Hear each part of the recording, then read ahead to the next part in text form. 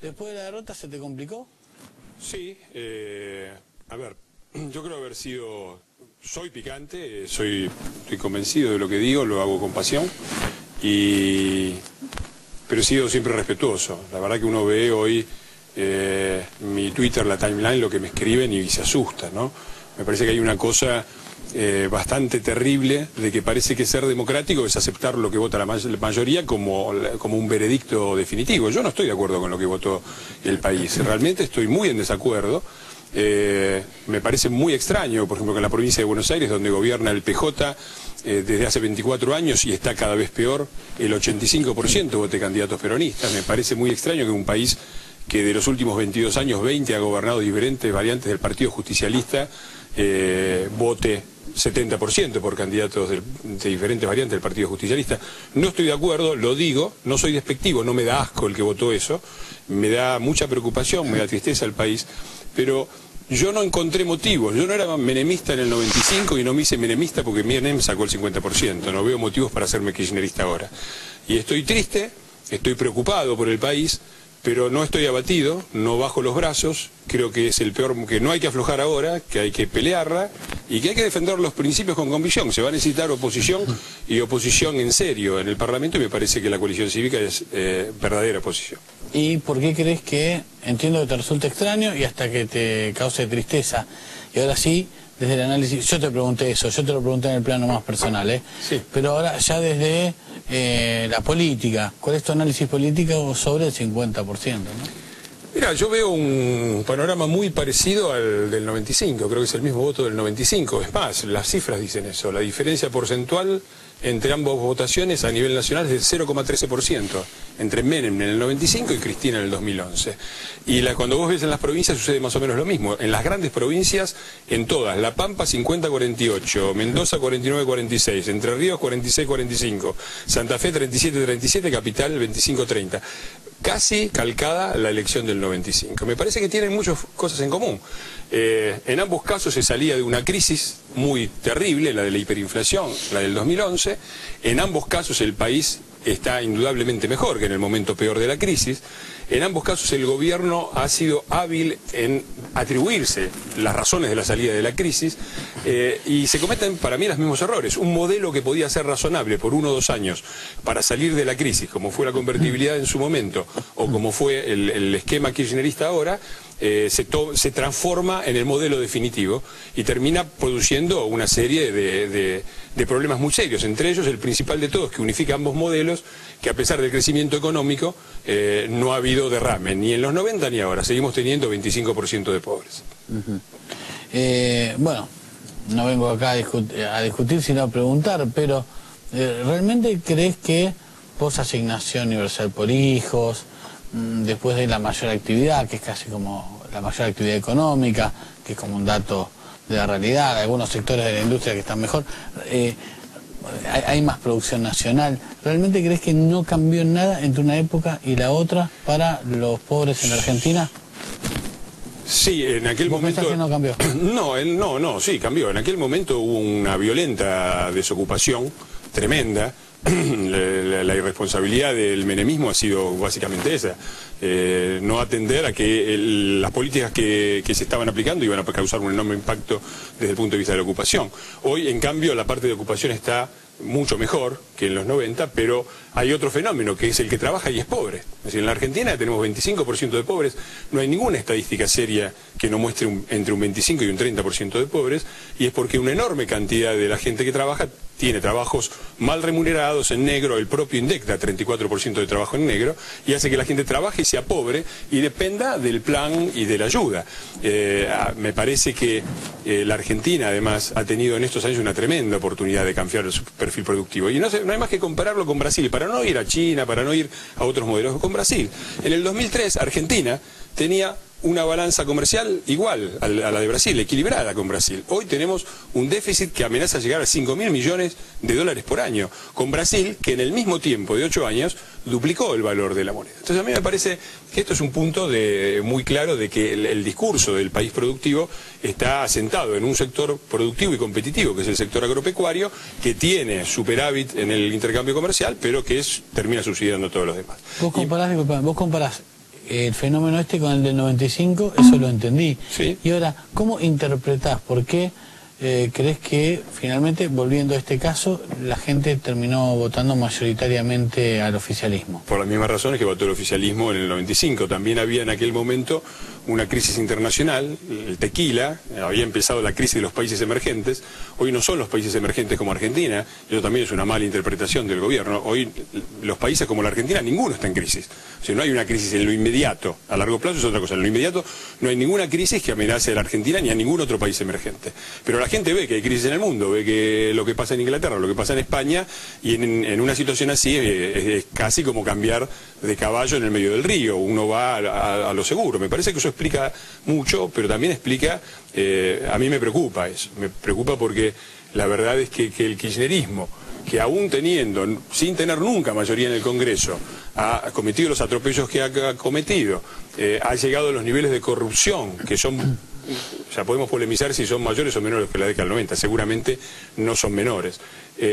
Y ha hecho todo lo que ha hecho. ¿Qué va a pasar si tenemos un Congreso en el que el kirchnerismo tenga prácticamente 2/3 de los votos, ¿no? Y en ese sentido, a mí me parece que hay una oportunidad para la oposición de tener una verdadera oposición en el Congreso. Yo formo parte de un bloque que creo que hemos tenido propuestas, aunque nadie parece escucharlas, ¿no?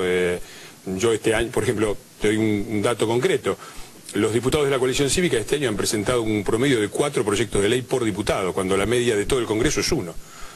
Yo he presentado 15 proyectos de ley este año.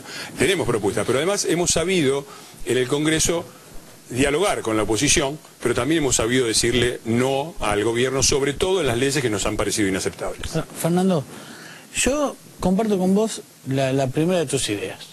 El hecho de que la mayoría piense de un modo, o sea, a ver, democracia no es creer que lo que vota la mayoría es lo cierto, Exacto. sino que lo que vota la mayoría es lo que la mayoría decide, hay que respetar eso. Exactamente. Y yo entiendo que vos, desde un lugar ahora de minoría, digas, mira, yo lo respeto, pero democracia es que yo sea minoría también.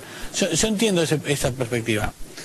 Sin embargo, la parte que no termino, para mí, no termino de redondear para entender tu mirada es: ¿por qué crees que tanta gente votó al oficialismo? En este sentido, si los pobres, desde tu perspectiva, son más o menos la misma cantidad y las cuestiones de corrupción que vos has denunciado en este programa 1000 veces, también han sido parte de este gobierno. Pero también en el 95 había 25% más del 25%. Pero no, pero vos qué interpretas, que a la gente no le interesan esas cuestiones o no termina de creer en esas denuncias.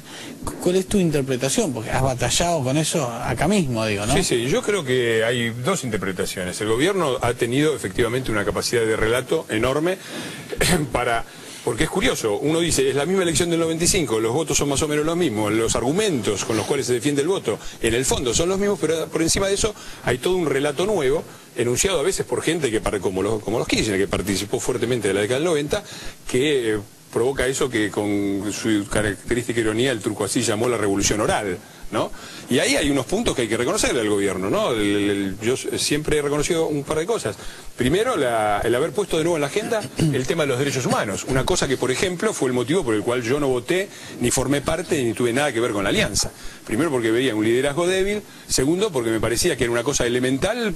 Segundo, porque creía que había que salir de la convertibilidad. Yo me siento como en el 95, que yo recién había vuelto de Europa, y yo les decía a mis amigos, la convertibilidad no puede durar eternamente. Este modelo no es sustentable, como creo que este modelo en el largo plazo no es sustentable.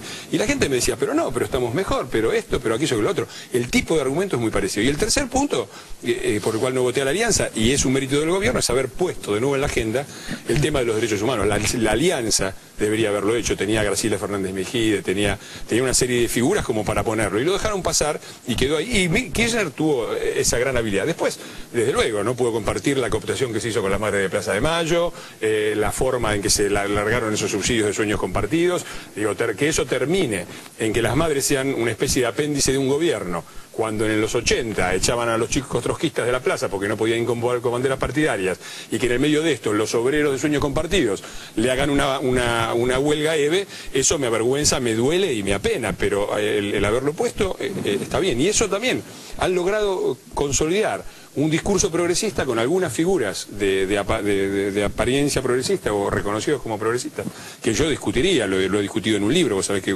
Sí, lo hemos hecho notas sobre el libro. Sí, hicimos una nota sobre el libro del 2009, que es qué significa ser progresista. Ahora, han sido muy hábiles en todo esto y hay que reconocerlo. A mí me preocupa una serie de cosas. Me parece que este gobierno, tenemos un país con un modelo económico agotado, como te dije. Me parece que se comete el error de los 90, transformar un modelo provisorio en un modelo permanente. Fernando, te interrumpo porque al pasar citabas una línea de Asís, que muchas veces es bueno para caracterizar en una línea filosa una idea, ¿no? Y el otro día me dijo acá, el lunes pasado, nos comimos nuestra propia burbuja. ¿Vos sentís algo parecido? Pues la oposición se ha pasado los días, incluso acá, asegurando que el kirchnerismo vive en su propia burbuja, casi, comprándose su propio discurso, si querés, y bueno, después del resultado de las elecciones, así decía, quizás nosotros nos comimos nuestra propia burbuja. ¿Pudo pasar algo de eso?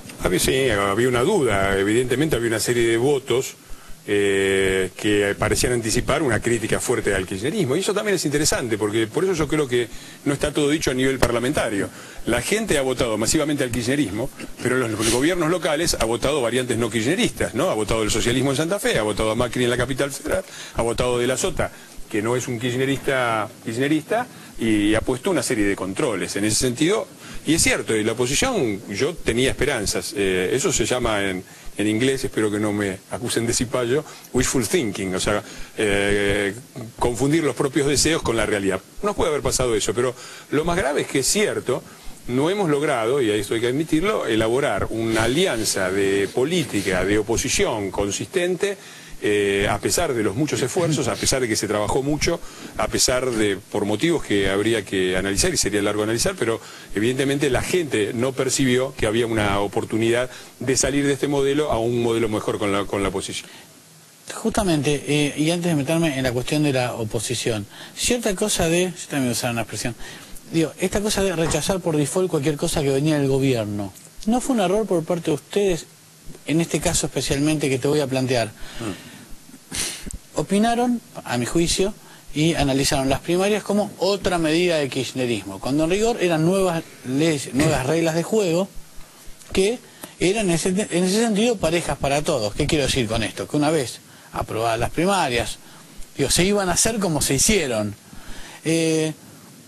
¿No hubiera salido ganando la oposición en lugar de rechazarlo casi por default, analizando las posibilidades que les brindaba? Digo, si efectivamente hubieran sido unas primarias, y por caso Duhalde y Rodríguez Sá hubieran disputado a puertas abiertas ese espacio y hubieran concentrado juntos más votos, o ustedes con el socialismo de Santa Fe y el radicalismo, sí, como en Santa Fe lo lograron. Sí, yo estoy de acuerdo. ¿No crees que lo usaron? O sea, ¿pero es porque lo rechazaron así o no? Yo creo que ha habido una falta de aprovechamiento de una oportunidad que teníamos. Ha habido errores serios por parte de la oposición, sería tonto negarlo. ¿Y este puntual que te pregunto, y la va a rechazar las primarias? No, esa es una acusación injusta. Esa es una acusación injusta. Esto de es una idea. Bueno, pero suena mucho, quizás no es no digo que la hagas vos, digo que hay una acusación injusta. La oposición, y en particular la coalición cívica, se opone a todo. Yo te digo, yo invito a cualquiera a revisar, no hice el cálculo, pero yo te invito a revisar los proyectos presentados que llegan al recinto, y ver cuántos la coalición cívica ha votado a favor y cuántos en contra, y vas a ver que los que votamos en contra son una pequeña minoría. No te sé decir un porcentaje, pero son una pequeña minoría. Nosotros, ha habido muchos proyectos más o menos razonables, que son la mayoría del trámite legislativo, que no tienen repercusión, que nosotros hemos apoyado, servicio doméstico, para ponerte uno que me acuerdo ahora. ¿No es esa la razón por la cual no usaron las primarias? No creo que sea eso, porque no está en ese ánimo. Okay. Nosotros nos hemos opuesto fuertemente, y eso sí es un punto que a mí me gustaría puntualizar, a las leyes centrales, que nos han parecido un atropello. Es decir, armar con el cuento de la aerolínea de bandera, armar las aerolíneas camporistas, con el cuento de las jubilaciones estatales, pegarle un manotazo a la caja del ANSES, usarla para cualquier cosa, vetar el 82%, primero decir que esa plata iba a ir para los jubilados, y después, cuando la oposición se la puso en manos a los jubilados, decir no hay plata y vetar el 82%, la ley de medios y tantas otras leyes. Nosotros desde la coalición cívica nos hemos opuesto no por afán de oposición, sino porque creemos que son leyes muy malas, y lamentablemente esto lo tengo que decir, no van a encontrar nunca un voto de la coalición cívica a favor de estas grandes leyes troncales, que fútbol para todos, que le han permitido al kirchnerismo construir esta hegemonía. Y sí hay muchos votos de otros sectores de la oposición, porque nosotros tenemos un diagnóstico del país y una visión del país de futuro muy diferente a la del kirchnerismo, y me parece que eso es la distinción entre la coalición cívica y otras oposiciones que respeto. Fernando, ¿cuánto hubo de ideología, cuánto de límites éticos, como alguna vez planteó aquí Lilita, sobre gente con la que no se junta? Te lo estoy sintetizando, pero ese era el espíritu de lo que había dicho. ¿Y cuánto de personalismo en la coalición cívica para que finalmente fueran solos, como fueron a esta elección donde claramente les fue mal? Mira, yo digo, me parece que ahí hay una factura que claramente la ciudadanía le ha pasado a la coalición cívica, y más específicamente a la doctora Carrió, de la cual la doctora Carrió se ha hecho personalmente cargo, y lo ha dicho ella, no hace falta que lo repita yo. Me parece que eso, a veces hay que reconocer también los méritos. Me parece que de los líderes de la oposición, que creo que todos salieron derrotados de este paso, ninguno ha hecho una buena, en mi opinión, ninguno ha hecho una buena elección. Cuando subrayás ninguno, ¿te referís, por ejemplo, a Wiener? Me parece que Wiener tampoco hizo una gran elección, perdió Santa Fe, no es un dato menor. En Córdoba, que tenía 30%, que era juez, sacó el 15%. Pero no quiero hablar de Wiener. Yo quiero decir que de todos los líderes de la oposición, la que se paró ahí y dijo, yo soy la responsable, yo me hago cargo, yo hago la autocrítica, fue Carrió, que supuestamente es alguien que no tiene autocrítica. Y me parece que la factura que le pasa a la sociedad es una factura injusta, es una factura superficial, porque me parece que tiene que ver más con las formas que con el fondo. Porque, mira, la ruptura de la oposición. Lo primero que se rompió no fue el acuerdo cívico y social. Lo primero que se rompió fue el trío de Narváez, Solá y Macri, que habían ganado la provincia de Buenos Aires. Lo he comentado acá, sí. La semana siguiente ese trío estaba destruido. Ahora, ninguno de ellos dijo, yo rompo y rompo por estos motivos. Todo el mundo hizo así, se cayó la boca. Bueno, ustedes y Margarita habían ido juntos y se pelearon 10 minutos después. 10 minutos después. No, si querés yo voy a lo de Margarita, pero déjame terminar con esto. Yo creo que a diferencia entre Carrió y el resto de la oposición, toda la oposición se fragmentó. Ese trío se fragmentó. Los radicales y los socialistas nos decían, la coalición cívica Carrió no puede ir siempre sola, no puede ir con ninguno. Se pelearon entre ellos. Los socialistas se fueron con Pino Solana, se pelearon con Pino Solana. Duhalde, que también decía, la piedra en la unidad de la oposición es la doctora Carrió. Fue una interna con Rodríguez A, y se peleó, le suspendió la interna en el medio porque se peleó con él. La verdad, que le pasen toda la factura a Carrió y que sea la que rompe con todos, y todos los demás son bárbaros, están todos por el consenso y hacen sonrisas, me parece muy injusto, me parece superficial. La pelea con Margarita tuvo que ver con un hecho que me parece que es notable, que fue el año 2009. En el año 2009 la oposición había ganado, tenía el 70% de los votos, el kirchnerismo tenía el 30% de los votos. Y teníamos un Congreso que por 6 meses tenía mayoría kirchnerista, en contra de lo que había votado el 70% del país. La presidenta llamó a toda esa oposición ganadora, a la presidenta que había perdido, llamó a toda esa oposición ganadora a sentarse, ni siquiera con ella, con Randazzo, un ministro que con capacidad de decisión cero. Mientras ella se reunía 4 horas esa semana con el señor Grondona para hacer el fútbol para todos. Y la oposición fue diciendo, por el tema del diálogo, etcétera, y no puso por lo menos, o sea, que fueron a sentar. Yo creo que lo menos que tendría que haber dicho la oposición es, nosotros vamos, queremos dialogar, pero queremos que en estos 6 meses de mayoría provisoria del kirchnerismo no saquen ninguna ley fundamental importante. No, el kirchnerismo metió ahí el fútbol para todos, metió aerolíneas, metió la reforma política, metió un montón de leyes que fueron las que le permitieron después, la ley de medios, que le permitieron recuperar la iniciativa política. Entonces, me parece que hay una responsabilidad en eso. Después es fácil decir, Carrió no se sintó, Carrió rompió, pero después las consecuencias del fracaso del famoso Grupo A estuvieron mucho ahí, en la debilidad de no saberle poner los puntos sobre las sillas a un kirchnerismo que en su momento había perdido las elecciones y que lo menos que se le podía exigir era que en esos 7 meses no metiera leyes que cambiaran el panorama político. Fernando, por último, ¿cuántos votos sacaron en las primarias y cuántos necesitas en las próximas elecciones para entrar? ¿La segunda en la lista? Sí, me lo dijo mis asesores, pero yo soy muy malo para eso. Soy bastante malo para especular. Creo que sacamos alrededor de 130 y yo para entrar necesitaríamos que estuviéramos en 210. Necesitamos sacar más o menos un 40-50% más de los votos.